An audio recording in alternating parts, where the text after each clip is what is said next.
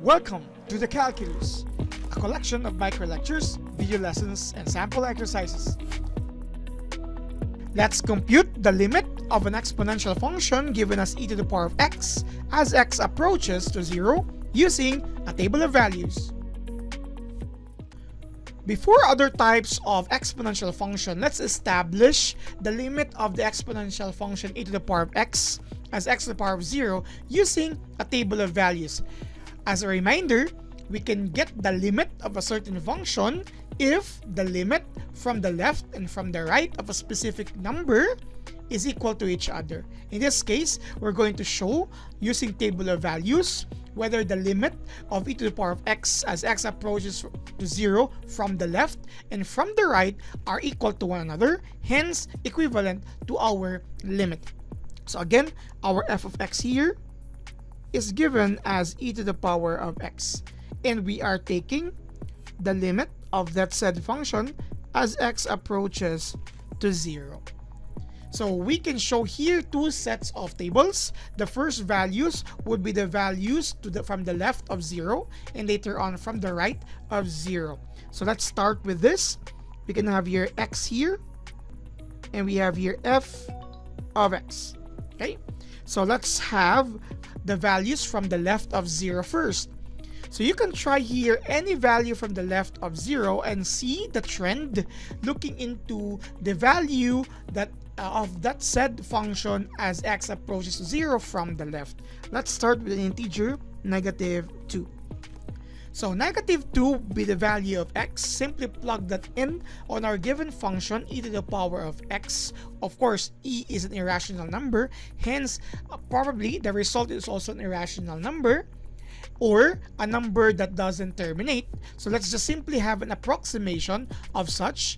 We can have here the value for this type of x be equal to approximately, you may use your calculators there, 0.1353. Again, approximation in 4 decimal places. Just by this value, we cannot predict yet the value or the limit of e to the power of x as x approaches to 0 from the left. So we need to use another value, let's say another integer, -1. Same thing, substituting that on our given function, you will have an approximated value equal to 0.3, 6, 7, and 9. So with these two, we still need more. So the next value that we can use for x would be a value in between -1 and 0. So let's try here -0.5 or -1/2. So plugging that in on our given function, approximately we will get here 0.6, 0, 6, and 5. Again, you may use your calculators if you would like to. So with this 3, we can actually see a pattern, but it might not be enough. So let's use more values. So let's have here -0.1, the values closer to 0 from the left. So having that value, you can have here 0.9048. Let's try more values, smaller values, less than -0.1.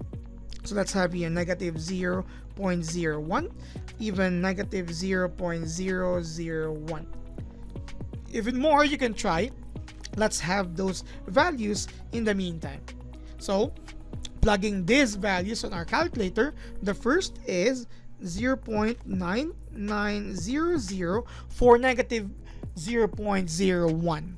As for -0.001, we will have here a value 0.999 and 0. As mentioned, you can try more values, even smaller values closer to 0, not just equal to 0. But I believe with this time, we can now see a specific pattern. Looking into these values as we get, as x approaches to 0, okay, not equal to 0, but values getting closer to 0, we can see that our f of x is getting closer to 1. Okay, because if you would like to try here -0.0001, you could also see a value here closer to 1.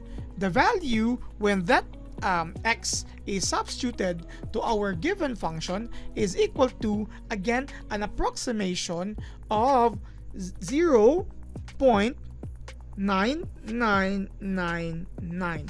Clearly, as x approaches 0 from the left, the value of f of x gets closer to 1.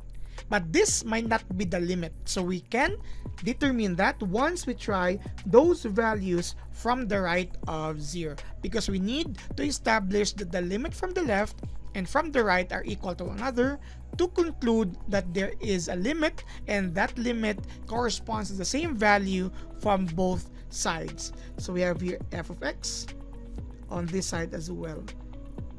Since the value is still 0 for x, the values from the right of 0 can be 2 as well. You could also have here the positive 1, and so on and so forth. Let's just simply try 2 first.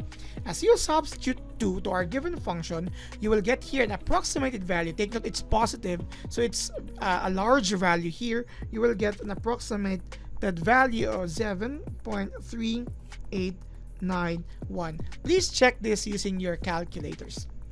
As for 1, we will just simply get the value of e, because e to the power of 1 is just equal to e.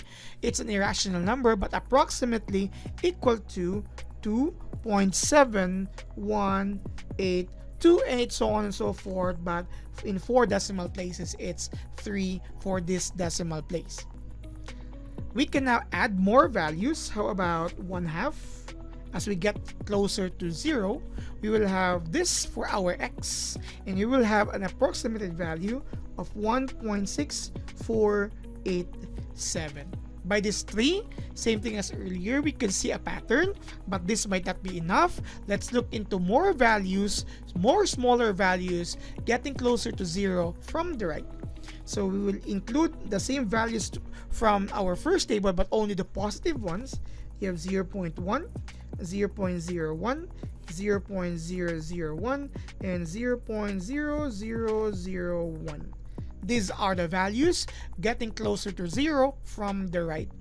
As we plug all these in on our calculator, we will get these values. For 1/10 or 0.1, you'll have an approximated value of 1.1052. For 100ths or 0.01, as you plug that in your calculator, you will get an approximated value 1.0101. Then for 0.001 as a value of x, you will have an approximated value of 1.0010. As you can see, it gets closer to 1, but our last value or last x could solidify this. As we plug in 0.001 in our calculator, you will get an approximated value of 1.0001. As mentioned, as x approaches to 0 from the right, the value of f of x here gets closer to 1.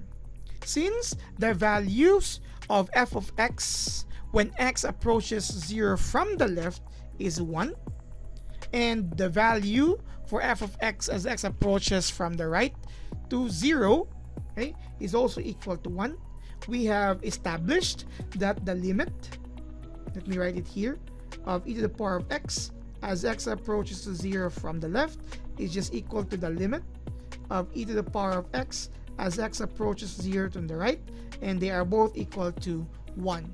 Since they are now equal to 1, we can now say that this value is also the limit of the original function e to the power of x as x approaches to 0. So it's just equal to 1. This is how we show or illustrate a certain value of the limit of an exponential function, in this case e to the power of x, but it could also work for other exponential functions as long as you try both sides of whatever value of x getting is approaching to.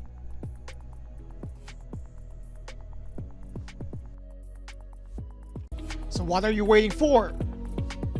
Subscribe now!